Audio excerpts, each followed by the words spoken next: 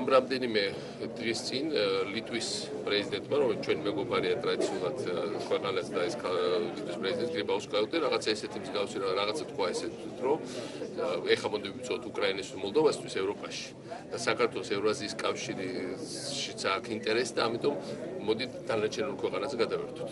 ეს ევროკავშირის პრეზიდენტის მხრიდან შემაშფოთებელია განცხადება ჩვენთვის. მე არ ვიცი ზუსტად პრემიერ-მინისტრმა რა ელაპარაკა ქალბატონ გრიბაუსკაიუტეს, მაგრამ ჩვენ ევროპულ პარტნიორებს უხსნით, რომ ერთია პრემიერ-მინისტრი რა სიტყვის ხოლმე და მეორე ქართული ხალხის ნება და ქართული ხალხის ნება არის ევროპაში ინტეგრაცია.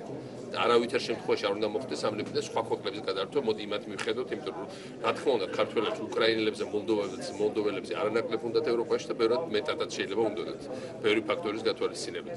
ამიტომ დღეს ეს კიდევ ერთი მაგალითია, რომ არ შეგვიძლია სხვადასხვა აქეთ მივედმოვედოთ. ეხლა როგორც კი მიედმოვიდებენ სადღაც გვერდზე გადაგიცდება, ფეხი ეგრევე ჩაქცევენ ბილიკიდან და აღმოჩნდები მოუსავლელს.